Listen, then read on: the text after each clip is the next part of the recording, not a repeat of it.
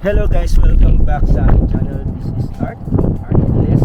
And in today's video guys, i-reveal namin yung bago naming kotse. So bumili po kami ng 2025 Chevrolet Equinox RS. Bibigyan namin kayo ng car tour at papakita namin yung mga features and papakita namin yung loob ng kotse. So let's go.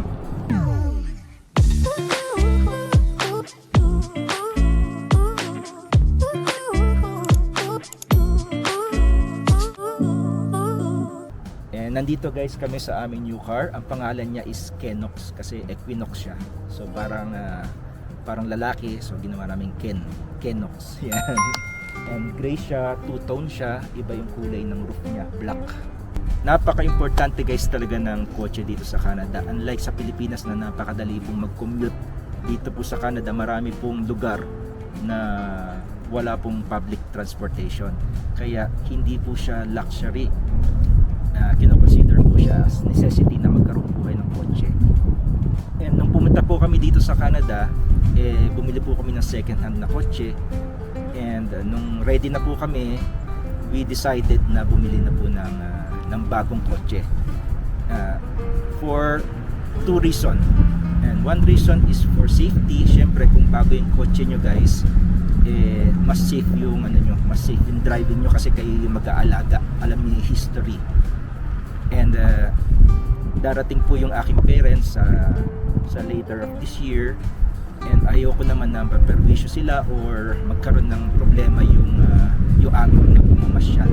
Kaya we decided na mag-purchase na po ng new car. And second po is mas economical siya guys pag new car, kasi parang pag new car ka, you can give yourself around 5 to 6 years bago siya magloko. So mas malaki po yung matitipid nyo kaysa sa mga lumang kotse na prone to sira. So halika guys, ikot po tayo sa kotse. Yan po, isa sa mga gustong gusto namin dito sa Chevrolet Equinox yun po yung front rim niya. Ibang iba na po yung design niya compared po sa mga oldest model ng Equinox. Ngayon lang po sila nagkaroon ng ganyan design, which is parang harapan po siya ng mga pickup trucks. And kung type nyo po guys yung Chevrolet Equinox, meron po siyang tatlong linya, yung or trim na tinatawag, yung LT, yung RS, saka yung Active. So yung pinili po namin yung RS trim. So medyo sporty po yung itsura niya compared sa LT. Yung LT po, yun po yung base trim niya. And meron po siyang camera dito and camera doon para for safety. Nadedetect po niya guys kung malapit na kayong mabangga. So pwede nyong i-on yung safety na yon para mag-automatic braking po siya at mag-alarm po siya. Meron din po siyang block heater. Yan po yung saksakan. Kung nasa Canada po kayo, very handy po yan tuwing winter para uminit po yung engine at madaling mag-start. So dito po sa side, makikita nyo guys, ito po yung word na Equinox. Ang emblem ng RS model is color black that emphasizes a sporty aesthetic and equipped with 19-inch carbon flash machined aluminum wheels. Meron po siyang slim LED headlights, napaka-modern at ang linis niya tignan. Ang Chevy Equinox ay considered as a compact SUV or compact crossover SUV. Ang maganda sa mga SUV ay higher ground clearance and more cargo space compared sa mga sedan. And matibay din ang katawan ng Equinox. Gawa ito sa matibay na steel and aluminum. Sa ilalim ng hood, meron po siyang 1.5 liter turbocharged engine, 8-speed automatic, 175 horsepower, and 203 pound-foot torque. And ito naman ang kanyang fuel economy. Pasok tayo sa kotse. Yan. So ngayon guys, pag nakita nyo tong kotse natin, wala tayong keyhole. So proximity lang siya, parang proximity key. So nadedetect ng car kung malapit ka na doon sa driver seat, and pwede na kayong mag-turn on ng engine. So ito guys yung susi niya. So meron po siyang remote starter, yung power liftgate, yung unlock, saka yung lock. So kapag nasa labas kayo guys or malayo kayo sa sasakyan, pwede nyo na siyang ma-start at maset nyo po na umandar na po yung heater nya. Very handy po siya dito sa Canada kasi pwede kayong mag-start ng kotse prior sa inyong travel. So ginagawa namin guys, ini-start namin yung kotse, pinapainit muna. So after mga 10 minutes, 15 minutes, saka kami magdadrive, saka kami bababa ng apartment. So ilagay lang natin sa pocket yung key, then press nyo lang po yung brake, then start nyo po yung engine. Yun. Yung pagbukas nyo guys ng car, makikita nyo guys na wala na pong analog display. So dito nyo na makikita guys yung speed nyo, dito nyo makikita yung date, temperature, yung kilometers nyo. Then pwede nyo palang ma-switch to two-wheel drive and to AWD drive. So meron lang po siya ditong pindutan, yan. Pwede nyo po siyang ma-switch.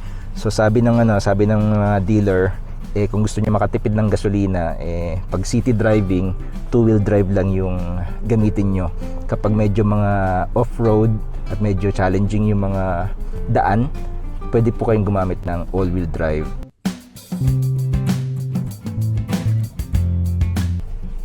So dito guys, full digital na touchscreen yung panel niya. So pwede nyo pong ma-check dito yung vehicle status. Click nyo lang siya, tire pressure, brake pad, yung mga filters, oil life. So malalaman nyo kung kailangan nyo na magpalit ng oil, mag-change oil. Yung engine, makita nyo yung coolant nyo, yung temperature, yung battery nyo, saka yung trip. Yan, makikita nyo sa overview. Nandito na rin yung climate control. So makikita nyo dito guys, meron kayong left and right climate control. So pwede nyo ma-change guys manually or pwede sa digital. Yan. So ito naman po yung pang-control nyo guys sa AC, yung heated seats. Pwede nyo i-on yung heated seats para uminit po yung upuan nyo, lalo na pag winter. Kailangan nyo mainit yung upuan. And this comes also with the heated steering wheel. So pwede nyo pong pindutin yan at iinit po yung steering wheel nyo po. Meron po tayo ditong saksakan ng USB. So kung gusto nyo pong mag-charge, sinasaksak po namin dyan yung aming camera. Yan, security camera. Kasi siyempre guys, pag nagta-travel kayo, maganda po yung yung may camera kayo kasi for safety yan kung may mangyari sa road and questionable yung mga pangyayari, meron kayong evidence. And isa sa mga nagustuhan ko dito sa RS model guys, napakaganda po ng interior niya. Kung mapapansin nyo guys, yung mga vents niya parang turbine. Yan, parang turbine siya na eroplano. Tapos meron po siyang accent ng gradient red. So napaka-sporty po ng detail, kaya tinawag siyang RS, short for Rally Sport. Yan, makikita nyo po guys yung seats niya. Hindi po siya leather, ang tawag po nila dito is yung Evotex. Para po siyang leather. So meron po siyang accent ng red and heated seats and ventilated seats din po siya. Kaya komportable po siya lalo na pag winter.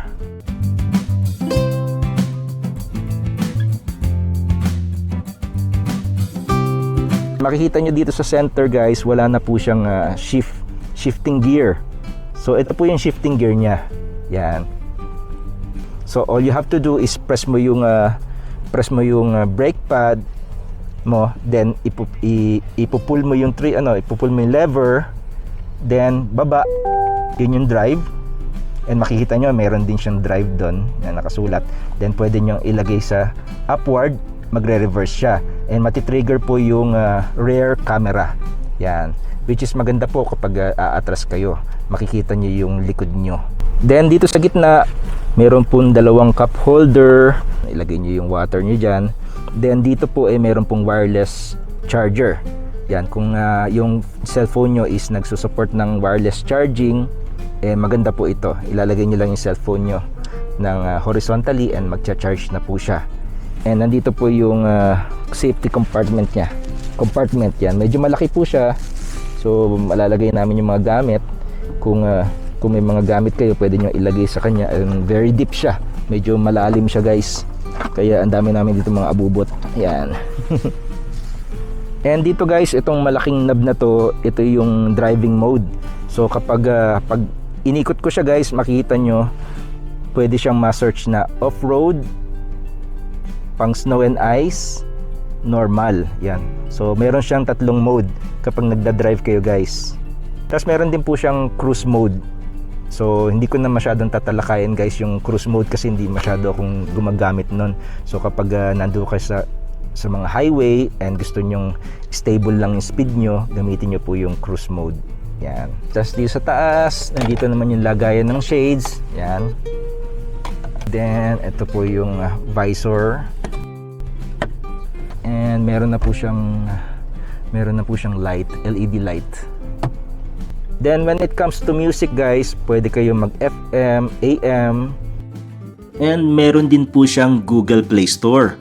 Pwede rin po kayo mag-download ng mga apps for music, videos, internet browsers, maps, and mga live TV shows.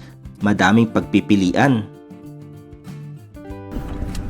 And nandito naman, guys, tayo sa passenger seat. So kasya po yung tatlong tao dito or 2 person, and pwede dito yung yung sa baby. Then medyo malaki po yung space nila dito. So lagay ko na lang po yung specs. So medyo maliit lang ako, pero kahit 6-footer, guys, kasya dito. And maganda po yung legroom niya. And ito po yung lapag niya. Straight po yung kanyang lapag. Then meron na rin po siya dito na vents para sa aircon, and may dalawang USB-C para kung kailangan nila mag-charge, makaka-charge po sila. At meron pa pala dito, munti ko na makalimutan, guys, meron pala siya ditong lagayan ng inumin. Yan. Or pwede kang magsandal dito, napapagod ka, pwede ka sumandal, or maglagay ka ng inumin.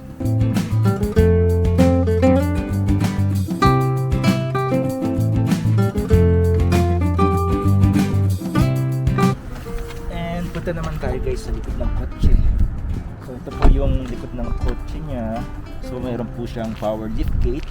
So pindutin nyo lang, guys, and bubukas na siya. Yan. Medyo malaki po yung cargo space niya, kaya nagustuhan namin. And nandito po yung mga gamit namin. Bumili po kami ng partition para po naka-organize yung mga gamit namin. So, mga tools, ito yung mga upuan namin pag nagpipiknik kami. And sa loob po, yan, medyo magulo po. Nandiyan po lahat ng tools namin. Nandiyan na po yung spare tire. So yun lang po. Ito po yung aming cargo space. And kung nag-ano kayo, guys, kung naglilipat bahay kayo at gusto nyo pa ng more space, pwede nyo siya, guys, na pindutin dito. Yan. Tapos tutulak nyo lang, guys. Yan. At na-extend po yung cargo space nyo. Kung may mga binubuhat kayo, mga table, yan, mga gamit, so pwede nyo gamitin yun at ma-extend yung space. Isa pang very handy na tool sa Chevy Equinox ay ang kanyang My Chevrolet app. I-download nyo lang sa inyong cellphone at pwede nyo nang makontrol ang inyong kotse kagaya ng remote start, lock, unlock, at alarm. Makikita nyo rin ang kondisyon ng inyong sasakyan at kung kailan siya dapat i-maintenance. Yun lang, guys, maraming salamat sa panonood. Medyo lumalamig na, guys. It's springtime dito sa Canada, kaya medyo malamig po yung hangin. So binigyan namin kayo ng quick tour. Sana magustuhan nyo. Kung gusto nyo bumili ng kotse at i-consider yung Chevrolet Equinox, pwede po kayo mag-comment down below and I will try my best to answer your questions. Maraming salamat, guys. Maraming salamat sa panonood. Please support us. Please like this video, share, comment, and subscribe to our channel for more videos like this. See you and God bless.